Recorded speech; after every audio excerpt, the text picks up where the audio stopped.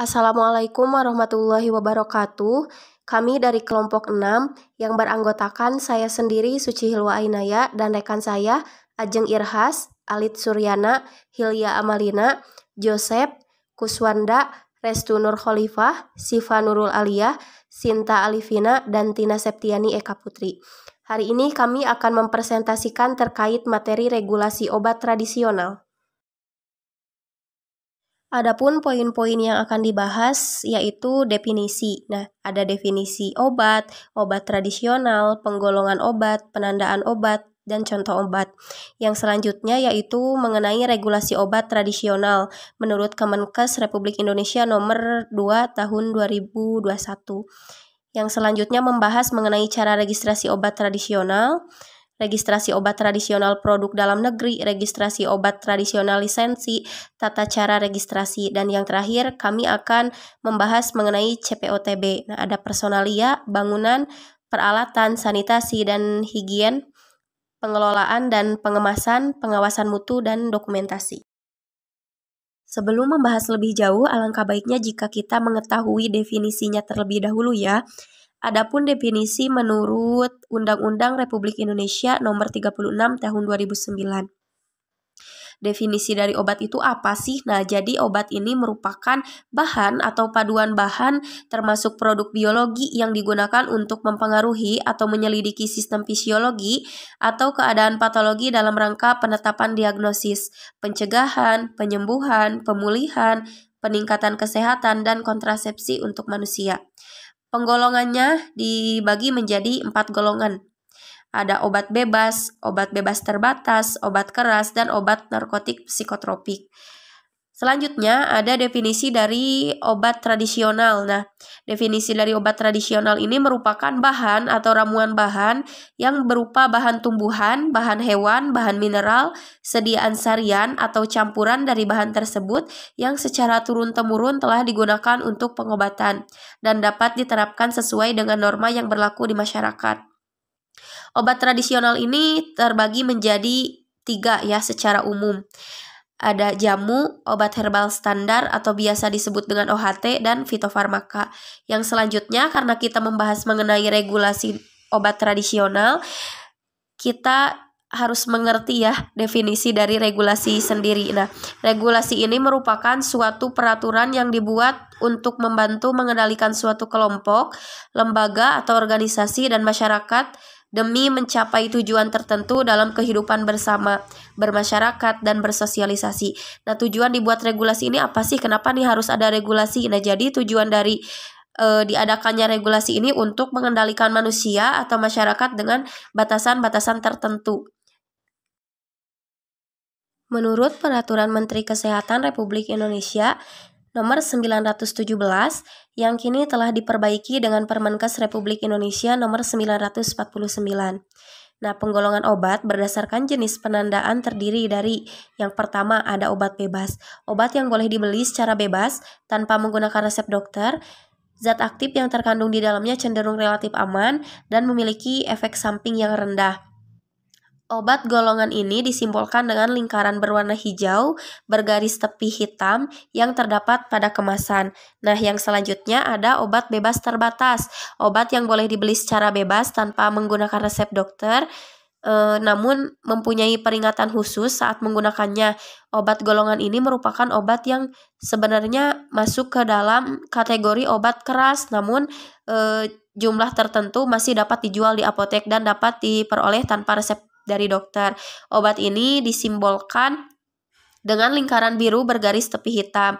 Nah, yang selanjutnya ada obat keras, obat yang hanya boleh dibeli menggunakan resep dokter. Obat-obat yang masuk dalam kategori ini jika digunakan tidak berdasarkan pengawasan dari dokter, dikhawatirkan dapat memperparah penyakit, meracuni tubuh, bahkan berujung pada kematian. Obat golongan ini disimbolkan dengan lingkaran merah bergaris tepi hitam dan terdapat huruf K di dalamnya. Dan yang terakhir ada obat psikotropika dan narkotika. Obat ini hanya boleh dibeli menggunakan resep dokter dan dapat menyebabkan ketergantungan. Golongan obat ini disimbolkan dengan lingkaran putih bergaris tepi merah dan terdapat simbol palang berwarna merah di dalamnya. Yang selanjutnya ada jenis-jenis obat tradisional. Nah, yang pertama jamu. Jamu ini adalah obat tradisional berbahan dasar tumbuhan yang diolah menjadi bentuk serbuk seduhan, pil, dan cairan langsung minum. Jamu ini harus memenuhi kriteria. Nah, yang pertama tentunya harus aman ya, sesuai dengan persyaratan yang ditetapkan. Kemudian klaim khasiat dibuktikan berdasarkan data empiris, memenuhi persyaratan mutu yang berlaku, dan harus diawali dengan kata-kata secara tradisional digunakan untuk apa ya misalkan. Nah, yang selanjutnya obat herbal terstandar. Nah, kalau obat herbal terstandar ini merupakan sediaan obat bahan alam yang telah dibuktikan keamanan dan khasiatnya secara ilmiah dengan uji praklinik atau pada hewan percobaan, dan bahan bakunya telah distandarisasi. Nah, kalau OHT harus memenuhi kriteria. Yang pertama, harus aman ya, sama sesuai dengan persyaratan yang ditetapkan. Kemudian klaim khasiat dibuktikan secara ilmiah atau praklinik, telah dilakukan standarisasi terhadap bahan baku yang digunakan dalam produk jadi, dan memenuhi persyaratan mutu yang berlaku. Nah, yang terakhir ada fitofarmaka. Fitofarmaka ini adalah obat bahan alam yang telah dibuktikan keamanan dan khasiatnya secara ilmiah dengan uji praklinik atau pada hewan percobaan dan uji klinik atau pada manusia ya. Bahan baku dan produk jadinya sudah distandarisasi. Nah, jadi kalau fitofarmaka ini harus memenuhi kriteria. Yang pertama, tentunya harus aman sesuai dengan persyaratan yang ditetapkan. Kemudian klaim khasiat dibuktikan secara ilmiah atau praklinik dan klinik, telah dilakukan standarisasi terhadap bahan baku yang digunakan dalam produk jadi, kemudian memenuhi persyaratan mutu yang berlaku, dan terakhir jenis klaim penggunaan sesuai dengan tingkat pembuktian medium dan tinggi. Kemudian, penandaan obat tradisional. Nah, penandaan merupakan salah satu persyaratan pada saat mengurus urusan suatu produk ke BPOM dan obat tradisional mengacu pada dasar hukum. Nah, Peraturan Kepala Badan POM Republik Indonesia nomor 0005411384 tentang kriteria dan tata pelaksanaan pendaftaran obat tradisional, obat herbal terstandar, dan fitofarmaka. Kemudian, Keputusan Kepala Badan POM Republik Indonesia nomor 0005424111 tentang ketentuan pokok pengelompokan dan penandaan obat bahan alam Indonesia. Nah, regulasi khusus penandaan Peraturan Kepala Badan POM nomor 5 tahun 2016 tentang penarikan dan pemusnahan obat tradisional yang tidak memenuhi syarat. Kemudian ada Peraturan Kepala Badan POM nomor Hukum 03.123.06.105166 tahun 2010 tentang percantuman informasi asal bahan tertentu, kandungan alkohol, dan batas kadaluarsa pada penandaan atau label obat, obat tradisional, suplemen makanan, dan pangan. Dan selanjutnya ada Peraturan Kepala Badan POM nomor Hukum 0005434043 tahun 2003 tentang penandaan khusus pada obat tradisional yang digunakan untuk penderitaan kencing manis. Ketentuan umum penandaan pada obat tradisional yang pertama terdaftar di BPOM, kemudian penandaan harus sesuai dengan persetujuan yang telah disetujui oleh BPOM, dan terakhir informasi pada kemasan. Yang selanjutnya, informasi minimal yang harus dicantumkan pada rancangan. Nah, seperti yang sudah dilampirkan ya pada gambar. Nah, contohnya ada ini ada gambar obat tradisional kapsul misalkan. Yang harus dicantumkan apa aja ya? Minimalnya ada nama obat tradisionalnya. Kemudian ada bentuk sediaannya. Bentuk sediaannya yaitu kapsul. Kemudian besar kemasannya. Yang selanjutnya ada logo jamunya, termasuk obat herbal terstandar atau fitofarmaka. Yang selanjutnya harus ada komposisi, khasiat kegunaan dan aturan pakai, dosis pemakaian. Kemudian ada peringatan atau perhatian, kontraindikasi, interaksi dan efek sampingnya. Harus ada cara penyimpanannya, dan nomor izin edarnya ya tentunya. Kemudian penandaan logo obat tradisional. Nah, yang pertama ada jamu. Harus mencantumkan logo dan tulisan jamu ya tentunya. Kemudian logonya berupa ranting daun terletak dalam lingkaran dan ditempatkan pada bagian atas sebelah kiri dari wadah sediaan atau brosur. Kemudian ada logo dicetak dengan warna hijau di atas dasar warna putih atau warna lain yang menyolok kontras dengan warna logo. Dan tulisan jamu harus jelas dan mudah dibaca. Yang selanjutnya ada penandaan logo untuk fitofarmaka. Harus mencantumkan logo dan tulisan fitofarmaka. Logo berupa jari-jari daun yang kemudian membentuk bintang, terletak dalam lingkaran dan ditempatkan pada bagian atas sebelah kiri dari wadah atau pembungkus atau brosur. Logonya dicetak dengan warna hijau di atas dasar putih atau warna lain yang menyolok kontras dengan warna logo. Tulisan fitofarmaka itu harus jelas dan mudah dibaca. Tindak lanjut akan surat peringatan terkait penandaan obat tradisional dan SK TMK. Dan yang terakhir ada obat herbal terstandar. Tentunya harus mencantumkan logo dan tulisan obat herbal terstandar. Logonya itu berupa jari-jari daun 3 pasang ya, terletak dalam lingkaran dan ditempatkan pada bagian atas sebelah kiri dari wadah atau pembungkus atau brosur. Kemudian logonya harus dicetak dengan warna hijau di atas warna putih atau warna lain yang menyolok kontras dengan warna logo. Tulisan obat herbal terstandar harus jelas dan mudah dibaca. Adapun penandaan yang tidak memenuhi kriteria, nah yang pertama menampilkan organ tubuh, kemudian bergambar vulgar atau tidak sopan, aturan pakai berbeda, klaim atau kegunaan berlebihan, alamat produsen berbeda, nama produk berbeda, manfaat, klaim atau kegunaan berlebihan, komposisi berbeda, aturan pakai berbeda, ada logo halal yang tidak ada di persetujuan, ada data distributor yang tidak ada di persetujuan. Itu penandaan yang tidak memenuhi kriteria. Kegiatan memproduksi dan atau mengedarkan obat tradisional yang tidak memenuhi ketentuan penandaan tersebut melanggar peraturan dan ketentuan. Nah, yang pertama melanggar Peraturan Undang-Undang Republik Indonesia Nomor 8 Tahun 1999 tentang Perlindungan Konsumen Pasal 8 Ayat 1 Butir J. Kemudian yang selanjutnya Undang-Undang Republik Indonesia Nomor 36 Tahun 2009 tentang Kesehatan Pasal 106 Ayat 2. Yang selanjutnya Peraturan Menteri Kesehatan Republik Indonesia Nomor 246 tentang izin usaha industri obat tradisional dan pendaftaran obat tradisional Pasal 36 Ayat 1.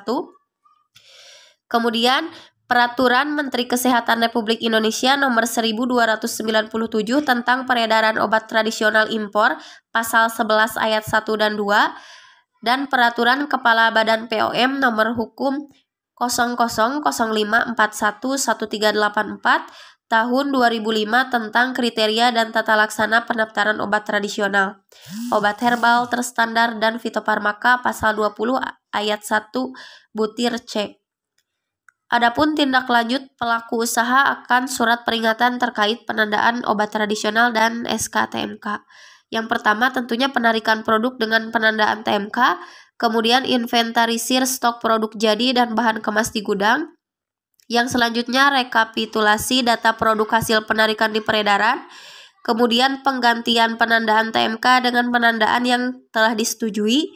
Yang selanjutnya khusus produk impor yaitu penggantian penandaan harus dilakukan di sarana produksi yang memiliki izin pemusnahan penandaan TMK. Kemudian pengajuan registrasi variasi, nah itu jika ada. Dan yang terakhir komitmen perusahaan, pelaporan seluruh hasil pelaksanaan tindak lanjut. Yang selanjutnya ada contoh dari obat-obatan tradisional. Bisa dilihat pada gambar yang telah dilampirkan. Yang pertama jamu, nah contohnya ada Entrostop. Yang selanjutnya fitofarmaka, contohnya ada Stimuno. Dan yang terakhir obat herbal terstandar yang banyak dikenal oleh masyarakat ya, tentunya tolak angin, antangin, diapet, dan mastin. Bisa dilihat pada tanda yang pada logo yang ada pada kemasan. Yang selanjutnya, regulasi obat tradisional. Regulasi obat tradisional telah ditetapkan oleh Menteri Kesehatan Republik Indonesia Nomor 7 Tahun 2012 tentang registrasi obat tradisional. Nah, sekarang akan dibahas mengenai beberapa regulasi obat tradisional. Yang pertama, obat tradisional adalah bahan atau ramuan bahan yang berupa bahan tumbuhan, bahan hewan, bahan mineral, sediaan sarian, atau campuran dari bahan tersebut yang secara turun-temurun telah digunakan untuk pengobatan dan dapat diterapkan sesuai dengan norma yang berlaku di masyarakat. Poin kedua, izin edar adalah bentuk persetujuan registrasi obat tradisional untuk dapat diedarkan di wilayah Indonesia. Kemudian poin selanjutnya, registrasi adalah prosedur pendaftaran dan evaluasi obat tradisional untuk mendapatkan izin edar.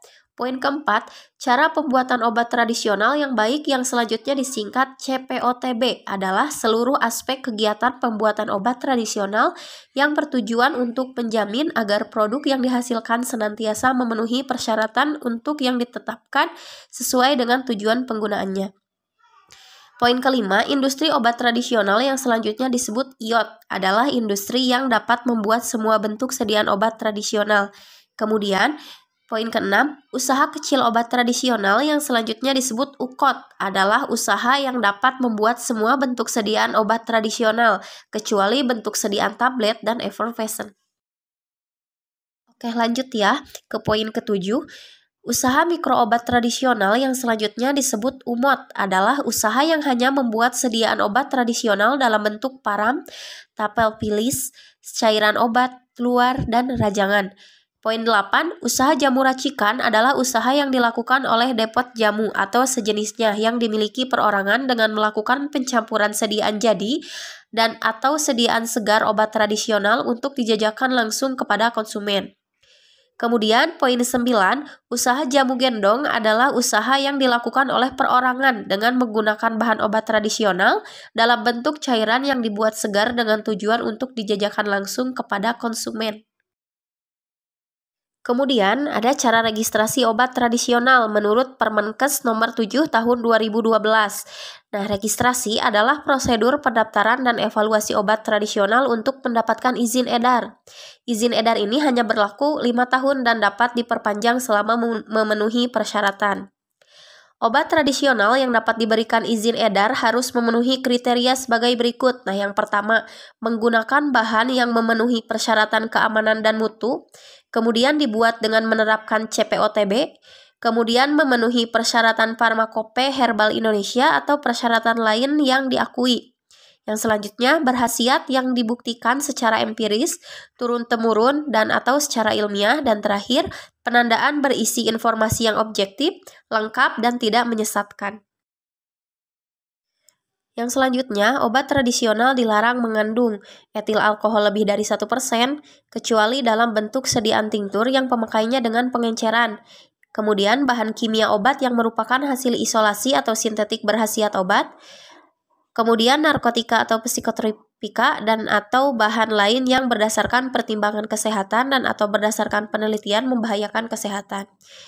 Yang selanjutnya, obat tradisional dilarang dibuat, diedarkan dalam bentuk sediaan intravaginal, tetes mata, parenteral, suppositoria, kecuali digunakan untuk wasir.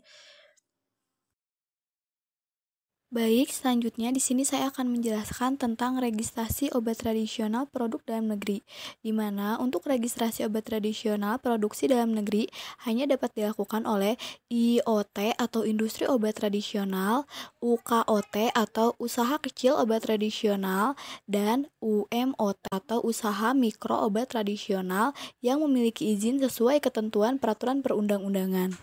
Lalu bagaimana dengan syarat registrasi obat tradisional kontrak?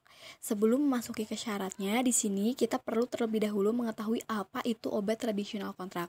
Nah, untuk obat tradisional kontrak sendiri itu merupakan obat tradisional yang seluruh tahap pembuatannya dilimpahkan kepada industri obat tradisional atau usaha kecil obat tradisional berdasarkan kontrak. Untuk syaratnya itu sendiri, di mana untuk registrasinya hanya dapat dilakukan oleh pembeli kontrak dengan melampirkan dokumen kontrak. Nah, untuk pemberi kontraknya sendiri itu telah diatur dalam Kemenkes pada ayat 1 nomor 1 itu dapat berupa industri obat tradisional atau usaha kecil obat tradisional atau usaha mikro obat tradisional yang memiliki izin sesuai dengan ketentuan peraturan perundang-undangan. Nah, untuk pemberi dan penerima kontrak harus bertanggung jawab terhadap keamanan, khasiat, manfaat, serta mutu obat tradisional yang diproduksi berdasarkan kontrak. Nah, selain itu juga penerima kontrak hanya dapat berupa IOT atau UKOT yang memiliki izin sesuai dengan ketentuan perundang-undangan serta memiliki sertifikat CPOTB. Selanjutnya, registrasi obat tradisional lisensi. Nah, Sebelum masuk ke penjelasannya, kita perlu terlebih dahulu mengetahui apa itu registrasi obat tradisional lisensi.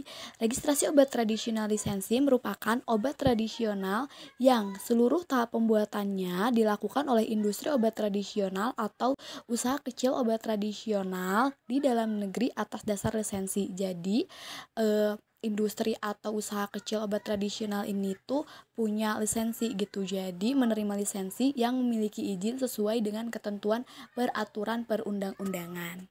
Registrasi obat tradisional impor. Untuk obat tradisional impor sendiri itu merupakan obat yang seluruh pembuatannya atau bisa sebagian pembuatannya sampai ke pengemasan primer itu dilakukan di industri obat tradisional luar negeri, tetapi akan diedarkan di wilayah Indonesia. Lalu bagaimana sistem registrasi atau alur registrasi penjualan obat tersebut? Untuk registrasi obat tradisional import ini sendiri, itu registrasinya itu hanya dapat dilakukan oleh industri obat tradisional atau usaha kecil obat tradisional atau disebut juga dengan importir obat tradisional yang memang mendapatkan petunjuk agenan atau hak untuk melakukan registrasi dari industri di negara asalnya. Untuk importir yang sudah tadi dibahas atau untuk industri obat tradisional yang ternyata dia memiliki izin registrasi dari negara asalnya itu memiliki persyaratan nih. Dia itu harus memiliki fasilitas distribusi obat tradisional sesuai dengan ketentuan yang berlaku, juga memiliki apoteker penanggung jawab atau APA. Selain itu juga, importir yang memiliki hak untuk melakukan registrasi itu hanya akan diberikan untuk satu nama produk saja. Jadi setiap industri obat tradisional itu cuman punya satu nama produk untuk melakukan registrasi obat tradisional import. Dan untuk pemenuhan persyaratannya bagi industri di luar negeri itu harus dibuktikan dengan sertifikat CPOTB atau cara pembuatan obat tradisional yang baik. Selain itu juga sertifikat harus dilengkapi dengan data infeksi terakhir paling lama 2 tahun yang dikeluarkan oleh pejabat berwenang setempat. Ketentuan mengenai tata cara pemeriksaan dilakukan dengan peraturan Kepala Badan POM. Dan selanjutnya registrasi obat tradisional khusus ekspor, di mana untuk registrasi obat tradisional khusus ekspor itu dilakukan oleh industri obat tradisional, usaha kecil obat tradisional, dan usaha mikro obat tradisional yang memiliki izin sesuai dengan ketentuan perundang-undangan. Dan obat tradisional khusus ekspor harus memenuhi ketentuan seperti obat tradisional yang dapat diberikan izin edar, dikecualikan dari ketentuan bila ada persyaratan tertulis dari negara tujuan. Nah, ketika kalian akan melakukan registrasi obat tradisional dan persyaratan tadi sudah terpenuhi, maka langsung ke mekanisme registrasi obat tradisional, di mana kalian bisa mendaftar melalui websitenya namanya astrot.pom.go.id. Nah, ketika masuk itu kalian akan diminta pendaftaran akun terlebih dahulu. Di sini terdapat dokumen persyaratan yaitu ada lokal atau importir. Nah, untuk tahap kedua yaitu tahap praregistrasi. Di sini terjadi evaluasi administrasi, formula atau komposisi. Dan setelah itu masuk ke tahap ketiga, di mana terjadi evaluasi data mutu, keamanan, serta kemanfaatan. Setelah itu barulah masuk ke tahap keempat, yaitu keputusan registrasi, di mana di tahap ini akan didapat hasil berupa persetujuan atau penolakan. Setelah itu barulah keluar surat keputusan. Tadi sempat disinggung di slide sebelumnya, itu ketika melakukan proses registrasi itu terdapat beberapa evaluasi. Nah, untuk evaluasi sendiri dilakukan terhadap dokumen registrasi dalam rangka pemenuhan kriteria. Jadi, untuk melakukan registrasi ini dibentuklah Komite Nasional Penilaian Obat Tradisional dan Tim Penilaian Keamanan, Khasiat atau Manfaat serta Mutu. Nah, untuk pembentukannya itu sendiri, pembentukan, tugas, fungsi, dan lain-lainnya itu ditetapkan oleh Peraturan Kepala Badan POM. Untuk pemberian izin edar obat tradisional itu sendiri, baik yang diterima atau yang ditolak, ketika proses registrasi itu diputuskan oleh tim yang tadi dibentuk. Tapi dilihat dari khasiat, manfaat, mutu, sama persyaratan-persyaratan yang sudah dipenuhinya. Nah, kepala tim tadi itu akan melaporkan pemberian izin edar kepada menteri yang dilakukan setiap 1 tahun sekali. Nah, pada saat proses registrasi pun terdapat peninjauan kembali, di mana untuk peninjauan kembali ini ketika misalnya suatu perusahaan itu telah melakukan registrasi dan keluarlah SK, tetapi si produknya itu ditolak. Nah, padahal perusahaan tersebut sudah atau industri obat tersebut sudah merasa bahwa produknya itu ketika pemenuhan dokumentasi atau persyaratannya itu sudah lengkap, lalu ketika dilihat dari keamanan itu sudah aman, hasilnya sudah aman dan mutunya sudah terjamin, maka si perusahaan tersebut atau industri obat tradisional tersebut bisa mengajukan keberatan melalui tata cara peninjauan kembali. Selain dari peninjauan kembali, terdapat juga evaluasi kembali, di mana untuk evaluasi kembali ini dilakukan terhadap obat tradisional yang telah diberikan izin edar. Jadi, untuk mengetahui nih apakah si produk yang udah dikasih izin edar itu keamanan, khasiat maupun manfaatnya itu masih sama dan mutunya pun masih baik gitu. Jadi dilakukanlah evaluasi kembali. Ada juga nih kewajiban pemegang nomor izin edar, di mana untuk pemegang nomor izin edar itu wajib melakukan pemantauan terhadap tadi kayak keamanan, khasiat, manfaat, dan mutu produk obat tradisional yang sudah beredar. Nah, kalau misalnya terjadi ketidaksesuaian dari semua aspek tadi, itu dilakukanlah penarikan kembali. Jadi produknya itu dilakukan penarikan dari peredaran serta dilaporkan kepada kepala badan. Jika terdapat kasus misalnya suatu industri obat tradisional itu memproduksi obat tradisional yang tidak sesuai dengan persyaratan yang ada pada cara pembuatan obat yang baik. Misalnya dia itu memasukkan bahan-bahan yang dilarang atau misalnya dari penandaan dan lain-lainnya itu tidak benar. Itu nanti perusahaannya akan mendapatkan sanksi dari Badan POM berupa sanksi administratif, di mana akan dilakukan penarikan produk tersebut dari peredaran atau juga bisa dilakukan pemusnahan obat tradisional yang tidak memenuhi standar atau persyaratan. Selanjutnya untuk ketentuan peralihan. Nah, untuk ketentuan peralihan ini misalnya terdapat obat yang sudah diberikan izin edar tapi si peraturan Menteri Kesehatan yang nomor 246 ini belum terbit. Jadi perlu nih dilakukan pembaruan izin edar sesuai dengan persyaratan dalam peraturan menteri ini paling lama 2 tahun sejak peraturan menteri diterbitkan. Baik, setelah tadi kita mengupas tuntas bagaimana cara mendapatkan izin edar suatu produk obat tradisional, di sini saya akan membahas tentang cara pembuatan obat tradisional yang baik. Sebelum itu, kita perlu mengetahui terlebih dahulu nih, apa itu CP, OTB atau cara pembuatan obat yang baik. Nah, CP OTB itu sendiri merupakan cara pembuatan obat tradisional yang diikuti dengan pengawasan menyeluruh dan bertujuan untuk menyediakan obat tradisional yang senantiasa memenuhi persyaratan yang berlaku. Keamanan dan mutu obat tradisional tergantung pada bahan baku, bangunan, prosedur, dan pelaksanaan prosedur pembuatan. Peralatan yang digunakan, pengemas termasuk bahannya serta personalia yang terlibat dalam pembuatan obat tradisional. Dan terdapat juga aspek-aspek dari CPOTB agar si CPOTB ini bisa dilakukan, yaitu terdiri dari personalia, bangunan, peralatan, sanitasi dan hygiene, pengelolaan dan pengemasan, pengawasan mutu, inspeksi diri, dokumentasi, serta penanganan terhadap hasil pengamatan produk di peredaran. Aspek yang pertama yaitu personalia, di mana personalia ini berhubungan dengan karyawan. Nah, untuk persyaratan umumnya pasti harus sehat fisik dan mentalnya juga harus sehat, terus memiliki pengetahuan dan keterampilan sesuai dengan bidangnya, lalu mempunyai sikap dan kesadaran yang tinggi untuk melakukan CPOTB ini. Nah, untuk penanggung jawab teknisnya tentunya penanggung jawabnya itu harus apoteker yang memiliki kewarganegaraan Indonesia, terus juga dia diberikan wewenang sesuai dengan tugasnya. Nah, setiap penanggung jawab itu harus bertanggung jawab pada setiap prosedurnya hingga prosesnya selesai gitu, atau misalnya si produknya menjadi produk jadi. Nah, untuk pengetahuan, jadi setiap karyawannya itu harus dilakukan terlebih dahulu pelatihan tentang CPOTB ini sesuai dengan tugasnya masing-masing. Selanjutnya untuk aspek yang kedua yaitu bangunan. Nah, di mana untuk suatu industri atau misalnya kita akan mendirikan suatu industri. Nah, itu tuh harus didirikan di lokasi yang terhindar dari pencemaran dan tidak mencemari lingkungan. Juga harus memenuhi persyaratan hygiene dan sanitasinya.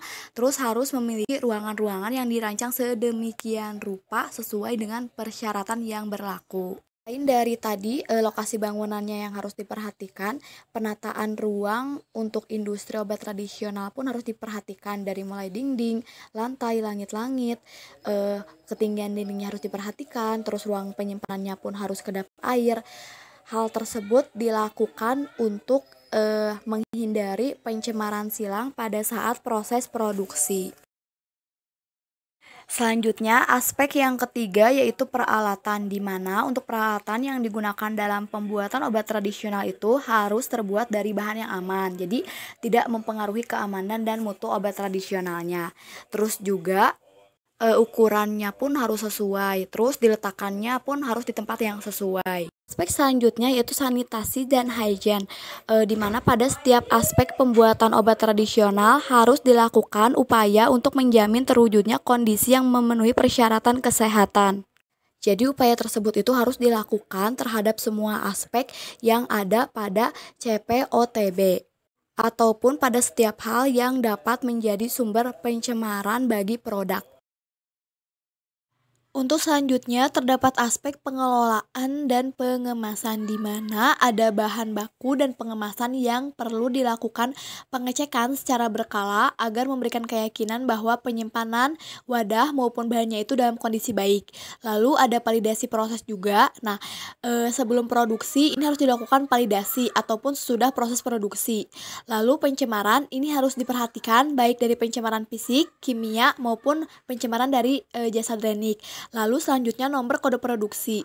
Jadi sistem penandaan pada nomor kode produksi ini harus dapat memastikan diketahuinya bulan, batch yang keberapa dalam bulan tersebut, serta tahun dan jumlah pembuatan pada masing-masing batch-nya.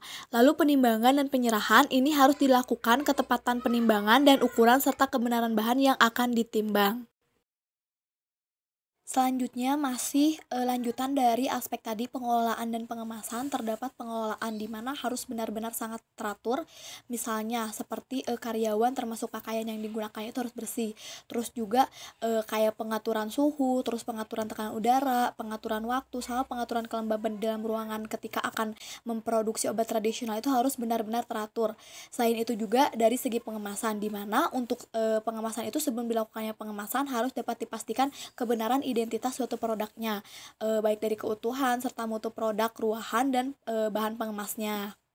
Lalu untuk selanjutnya yaitu penyimpanan. Nah, di mana baik dari penyimpanan bahan baku, bahan pengemas, produk antara, produk ruahan atau produk jadi itu harus disimpan secara teratur. Nah, bahan yang disimpan juga harus diketahui identitas, kondisi, jumlah, mutu, serta cara penyimpanannya. Nah, untuk pengeluaran bahan yang disimpan itu harus dilakukan dengan cara mendahulukan bahan yang disimpan lebih awal atau istilahnya disebut first in, first out. Untuk aspek selanjutnya yaitu pengawasan mutu. Untuk pengawasan mutu ini sendiri harus dilakukan terhadap bahan baku, bahan pengemas, proses pembuatan, produk ruahan, serta produk jadi. Produk jadi yang berada di dalam industri maupun yang sudah beredar di pasaran itu harus dipantau secara berkala. Untuk aspek selanjutnya yaitu inspeksi diri. Nah, di mana untuk inspeksi diri ini harus dilakukan secara berkala gitu agar proses produksi itu selalu memenuhi persyaratan CPOTB atau cara pembuatan obat yang baik. Nah, jadi kelemahan-kelemahan yang ada pada proses pembuatan itu harus diperbaiki. Aspek selanjutnya yaitu dokumentasi. Nah, instruksi yang menyangkut pembuatan obat tradisional harus dilakukan secara tertulis dengan jelas. Sistem dokumentasi harus dapat menggambarkan riwayat lengkap setiap tahap kegiatan sehingga dapat ditelusuri kembali produk dari setiap batch yang dikehendaki. Nah, pada proses ini tuh harus benar-benar apapun yang kita lakukan itu harus benar-benar dicatat atau didokumentasikan.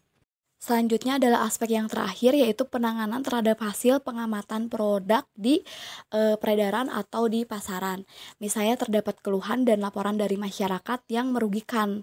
Itu harus benar-benar diperiksa, dievaluasi, serta ditindaklanjuti. Nah, untuk obat tradisional atau suatu produk yang terbukti menimbulkan efek samping yang merugikan atau misalnya keamanannya sudah tidak memadai, itu harus ditarik dari peredaran dan dimusnahkan. Baik, sekian penjelasan materi tentang regulasi obat tradisional yang dapat kelompok kami sampaikan. Mohon maaf bila terdapat kesalahan-kesalahan dalam segi pengucapan atau penulisan materi. Semoga apa yang kami sampaikan dapat dipahami. Wabillahi taufiq wal hidayah. Wassalamualaikum warahmatullahi wabarakatuh.